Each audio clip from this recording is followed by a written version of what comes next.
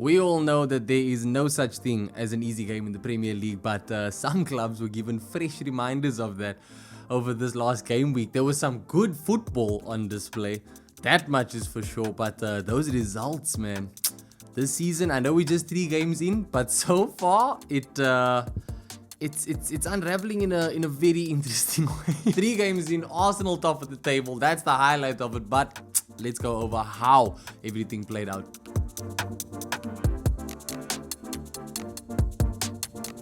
It started about as anyone would expect, with Spurs boarding their way to a 1-0 win. And while they will be happy with those 3 points, title challenges? I don't see it. I was seeing it. I've been proven wrong quite a bit this weekend. After that Southampton game that Spurs opened with, I thought that was a true sign of things to come. And since that Southampton game, I think they found it a bit difficult to recapture that energy, you know. And look, that game against Wolves was no different. They can count themselves pretty lucky, in my opinion. I think any other day there would have been a Wolves win. Wolves are playing some good football, man. They couldn't find the back of the net if they had a GPS to lead them to it. I don't know what was going on in front of goal for them, but man, I was on the edge of my seat countless times thinking Wolves were going to take the lead, because it took Harry Kane a while to get the eventual winner. But yeah, man, I think this is something that Conte is going to need to improve on. Not the most convincing performance. Look, I can speak very chesty right now because Arsenal are top of the league, but I'm honestly breaking it down from just purely football. I think that Spurs still have quite a bit of work ahead of them. And it may have been a one-off, could have been a one-off. Like I said, that Southampton game again, even the Chelsea game, we've seen what this team can do. But if the team can't do it consistently, what's the point really? You know what I mean? So yeah, Spurs got their win, 1-0. Can I just say, Matheus Nunes looks like a really good signing at Wolves, and I am very excited to see him get on with his football in the Premier League. But yeah, 1-0 Spurs, and that's it. That's really all there is to say about that game, man. There was not many talking points.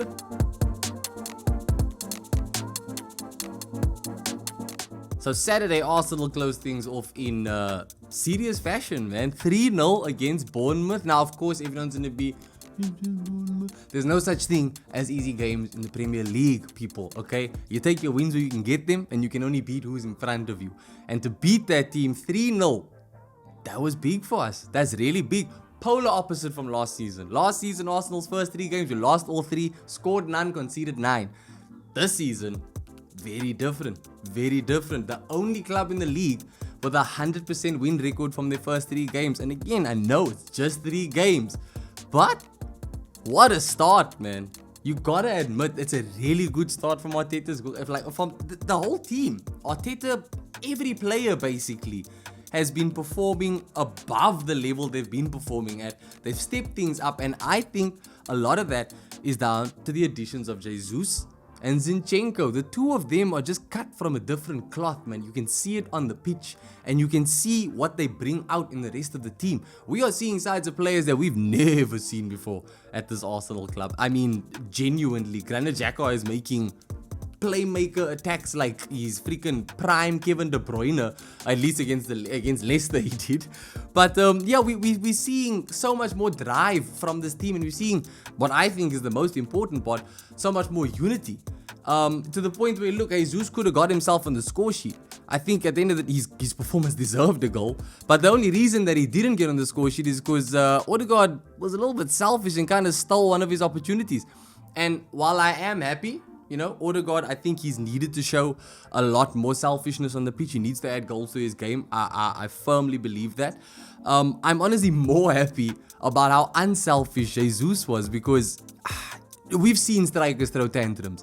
We've seen them, you know, drop their shoulders a bit and kind of huff about when one of the opportunities is taken from them. Because look, these strikers, they want goals, man. They are hungry, they're ambitious. But Jesus celebrated Odegaard's goal as if he'd scored it himself. Now, I love to see that. I absolutely love to see that, man. Seeing the teammates genuinely happy for each other again, it makes me happy as a fan, and it makes for better football, man. William Saliba finished off the goal scoring Arsenal's 3rd, and jeez, what a goal. What a way to respond to the own goal from last week. And you know what? Hats off to him, because the fans really backed him after that own goal. To follow that up with a goal like this, I mean, that's a goal of the month contender for sure. 100% it's going to be a contender at the very least. Spoiler alert, Kieran Trippier is going to win it. But yeah, solid performance from William Saliba again. He's loving life at Arsenal so far, and the fans are loving him at the club. It's good to see these performances in an Arsenal shirt, man. We've seen him throughout this season on loan. You know, obviously we don't exactly watch the French league, not many of us, but we catch the highlights and we stay up to date. And a lot of Arsenal fans were convinced very early on that this is the guy that is going to bring that little bit extra to that back line. And yeah, man, you've all been proven right. He looks like a serious player, and he keeps getting praise from so many different managers. I mean, even Zinchenko's reaction to Saliba's goal is priceless. If you haven't seen it, go and see it. It is priceless. That was my moment of the weekend, if you will. But yeah, Arsenal 3-0, top of the league.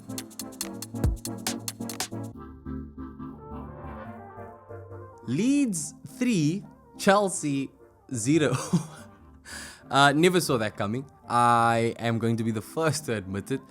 I did not think that Chelsea were going to lose. I thought that they would probably pull off a win and it wouldn't be easy. I never saw a comfortable 3-0 win for Leeds. I mean, I'm pretty sure JC Marsh is like Rafinha who at this point. You know, Rodrigo has just stepped up to the plate, taken that responsibility on his shoulders, and while he is fit, he is bossing it right now, man.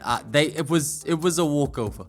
It was a walkover. I don't think Tuchel or any of the Chelsea players saw that coming, and there was a little bit of shell shock on the pitch, and it didn't help to see Koulibaly get himself sent off, getting 2 yellows in the. Just when I thought that I was, like wrong about him. When Chelsea first signed him, I thought, cool, good signing, but just gonna be another centre back at Chelsea. And in his early starts at Chelsea, I kind of thought, oh, okay, this guy looks like a proper player. I mean, we knew he was one before he joined Chelsea, but you always have your doubts. New guy coming to a new league, especially someone that's kind of getting on a bit in age. But look, they've already shown with Thiago Silva that age is but a number when you got the right manager. And I thought that this was going to be another case. And yeah, it is obviously early days. This is only the 3rd game of the season. We saw Darwin Núñez getting sent off for rash decision making on the pitch already as well. But yeah, Koulibaly, come on, like someone as experienced as him and as important as him to the team, that was a little sloppy on his part. And yeah, I think that mentally, I think the Chelsea players just weren't all there, man. 3-0. I had to do some double takes when I saw the scoreline. I can't lie. And yeah, that's a result that Leeds are going to be delighted with. Chelsea are going to have... they're probably going to really, really fast-track that potential deal for Aubameyang. Oh my gosh. I can't even picture him in a Chelsea shirt. I mean, there are pictures, but... Oh, no. Nope. Don't want to think about it. But yeah, they need someone. They need someone up top. They really do. Maybe they've got a recall clause in that Lukaku loan. I don't know. Maybe they'll activate that.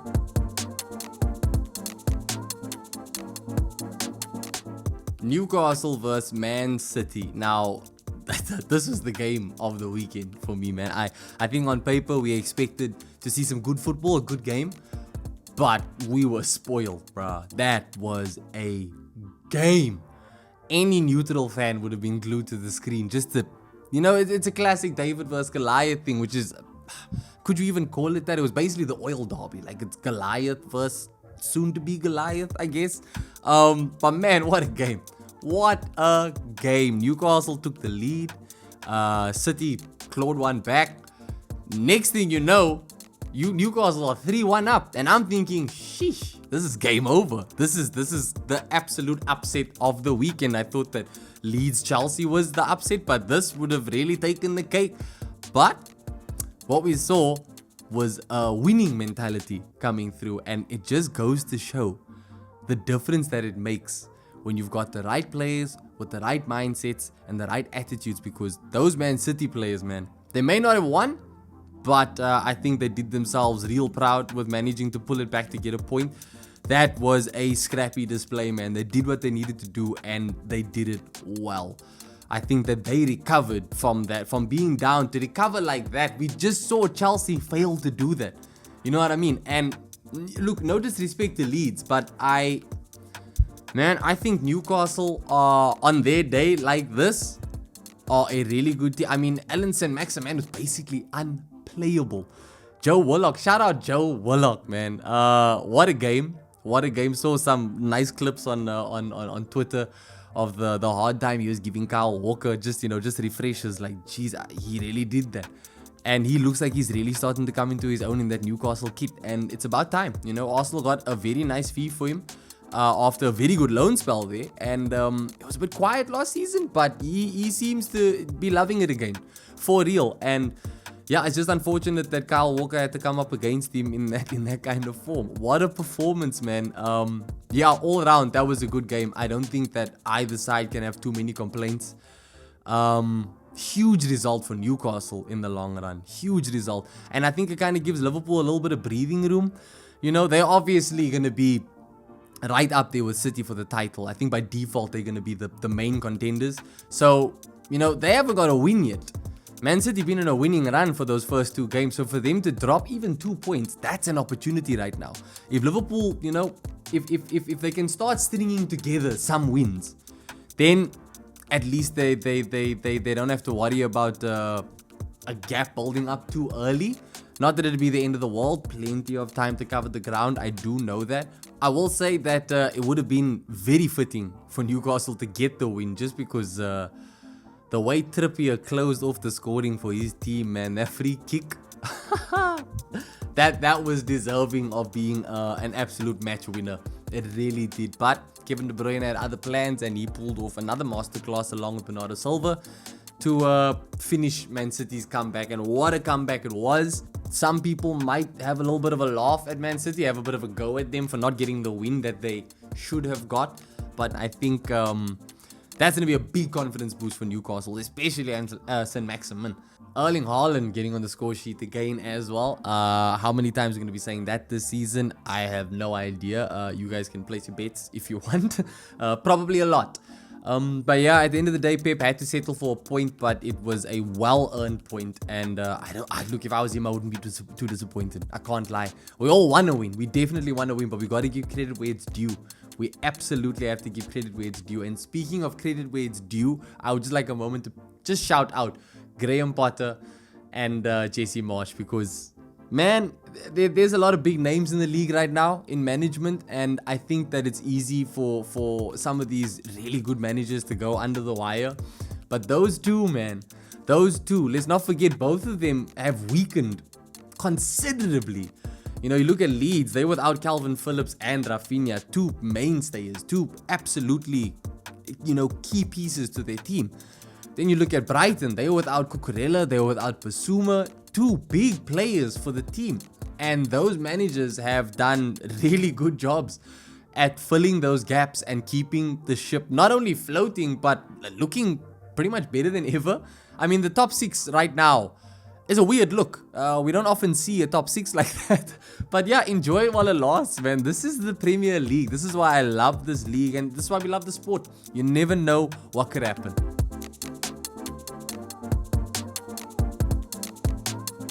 Final game of the weekend was the biggest game of the weekend. Manchester United vs Liverpool, and it didn't disappoint. That was a derby that entertained, to say the least, man. Jadon Sancho, take a bow. What a goal. Showed brilliant composure in the box under some serious pressure, but still had his wits about him to pull Alisson off to one side before slotting it. That was a finish, man. Look, the whole counter attack was really good by United, but that was just the icing on the cake there. And I think that he aside from that goal, I didn't see much of him. But hey, all he needed was the goal. I don't think anybody is gonna hold his overall performance against him.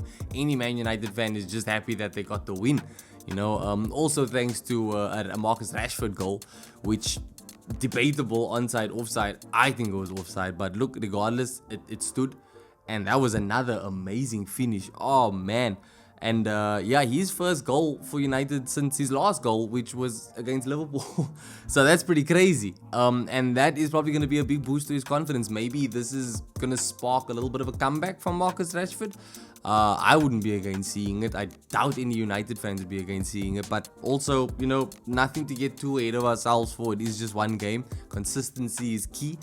But my man, you put in a performance like that against your biggest rivals, who are definitely more favored for the title than you are at this moment in time, that's going to do wonders for anybody's confidence. It's going to do wonders for Ten Hag. And Casemiro in the stands having a look at his new team, he must have been happy with what he saw. And yeah, seeing some of McTominay's moments in the game, I think he's definitely sure to be getting a starting place in that 11, if it wasn't already a guarantee with the money that he's on. But yeah, that was a huge win for Man United. Liverpool, it just wasn't their night. It really just wasn't their night. They looked nowhere near as cohesive as they normally do. They were far from clinical in front of goal when they needed to be clinical. It didn't go right for them, man. Across the pitch, it didn't go right for them. And yeah, I think it's going to be a little bit of a back to the drawing board for Jurgen Klopp here. They look like a team that needs new players. Surprisingly, I don't know why, I was so convinced that Liverpool were just a stacked team. You know, they were just ready. But I don't know, I think maybe it was just, you know, seeing James Milner on the pitch in a derby. Like, I know there's some injuries there, but man, I think they missed the Mane effect, man. I think they do miss the Mane effect. That energy that he used to have to help drive the team forward, especially in games like this, in the big occasions.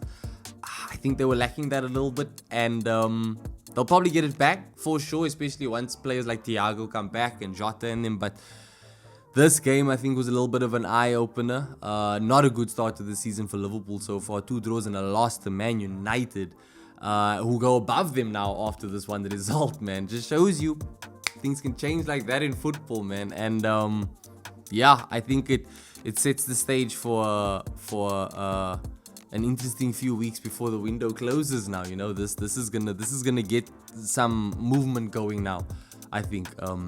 In the Man United camp especially, but possibly even in the Liverpool camp, depending on how bad these injuries are, because I don't think they got the depth to compete at the level that they need to compete at if they're gonna go toe-to-toe with Man City again. But yeah, man, hats off to United. First points on the board, first win, and yeah, they took the derby.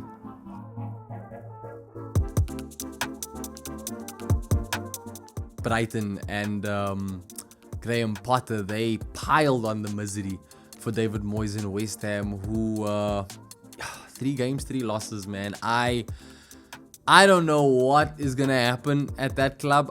Again, it is still very early, but there's no way David Moyes is gonna be happy with the start, and there's no way that the owners are gonna be happy with the start. West Ham have spent money.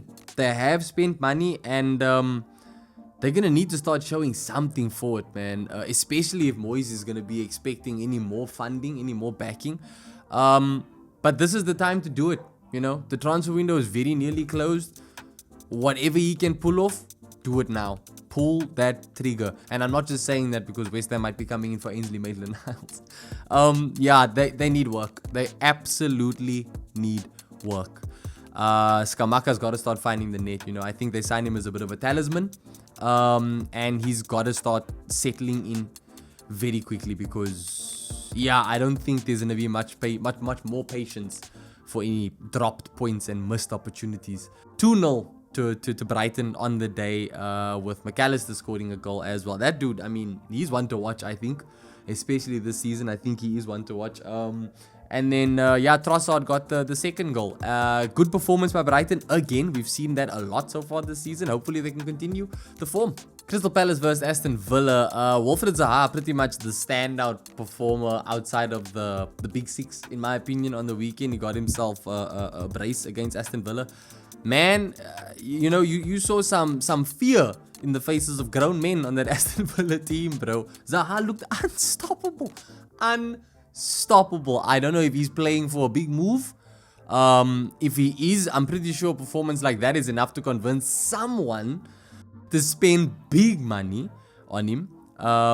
Because yeah, man, if that performance is is any like sign of things to come for the rest of this season, yeah, Crystal Palace are going to be just fine. I think Patrick Vieira is going to be over the moon with a show like that. And from the sounds of things and from the looks of things, it might continue for a little while longer, man. You know, they didn't have the best start to the season with the loss to Arsenal, but I think that's forgivable.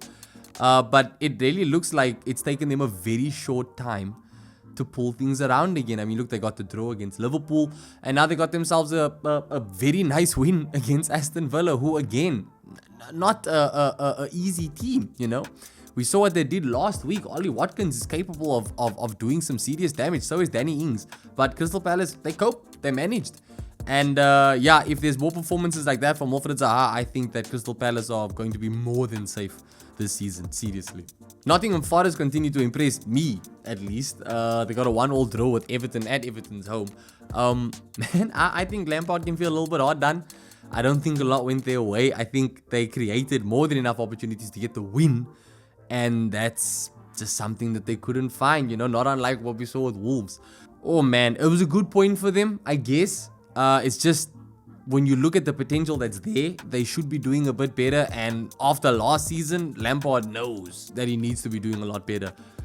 I don't think that we can give enough compliments to Fulham at this stage. You know, they came into the league and they stunned us with that 2-2 against Liverpool. And since that result, they have continued to pleasantly surprise onlookers. That was a good game. You know, they may have lost 3-2. Brentford lost 3-2, but good performances. Ivan Toney getting on the score sheet. But yeah, man, Fulham. I wonder how far they can really go, you know. I would hate to see them get relegated again.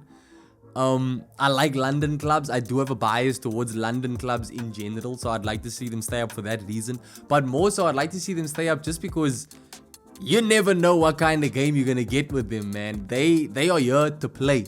They are not here to just roll over and hope for draws. They are playing for wins every time they go out. And they are getting results. And as long as Mitrovic is leading that front line, I think that they have got a very good chance of staying up this season. It was more bad news for Leicester, as they looked like the away team in their home stadium, where they lost 2-1 to Southampton, man. Shea Adams brace. James Maddison tried to get them back in the game. He scored one for them, but it wasn't enough. And unsurprisingly so, Leicester have got to start doing some moves in the transfer window. Seriously, they cannot sign anyone till they sell anyone. And I think that the time has come for them to just bite the bullet and take some L's, man. Look, you at least know you can get some money. You can get some money right now. Look at someone like Fofana. Chelsea want him. Chelsea have money. I'm pretty sure at this point you can name your price and they will give it to you. Either them or Manchester United. Whichever one. You make your pick, Brendan Rodgers. But move players out.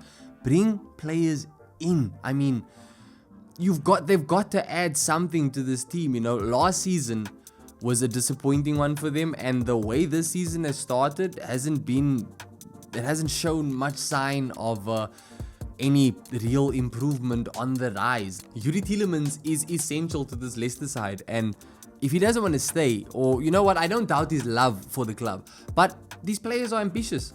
They want to win silverware, and if you get an opportunity to move to a bigger club, because let's face it, Arsenal is, and I only say Arsenal because that is the main club that's been linked to his name in recent weeks. Anything can happen. I'm not saying that there's a guarantee here, but yeah, if a club like Arsenal's lining up a move for Tielemans, he's gonna want to move, man. He is going to want to move, and I don't think anyone can blame him. And I have a lot of respect for managers that don't stand in the way of players when they get opportunities like this. But I think Rodgers needs to take a look at just how close the end of this transfer window is, and really re-evaluate how he's going about this team and what he wants to do with it, because I don't think that they're going to achieve any of the goals that I'm sure they have set out for themselves with the team as it is. I'm pretty sure he's going to want to be in the mix in that fight for top 6 to get back into Europe. Yeah, it's just not going to happen with this team as it is, man. I think you need to get some fresh faces in there, some fresh faces. And if you gotta sell to pull it off, then you gotta sell, man. The last thing you want is to be sitting with two players who, yeah, you know, any other day they'd be key members of your team, but if they're only there because you block their potentially dream moves to really good sides. Again, I'm just, talking about Fofana and Tielemans now with Arsenal and Chelsea interested in them.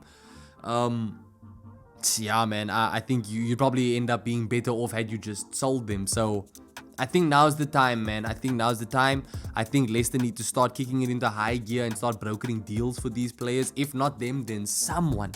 But bring new signings in, man, because more performances like that, they're not gonna fly. Not for the manager, not for the board, not for the fans, and probably not for the players too, man. I think these players, they need new additions. I think these players need to get some reinforcements in, and whether it happens or not before the window closes, we'll wait and see.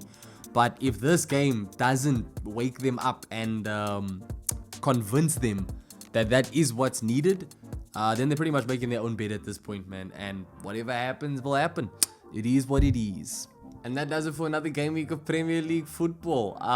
This time around, my overall man of the weekend has to be Martin Odegaard. Nothing better than seeing your captain score goals to send your team top of the league. But St. Maximin was a close second. My overall standout team of the week has to be Leeds, man. 3-0 against Chelsea.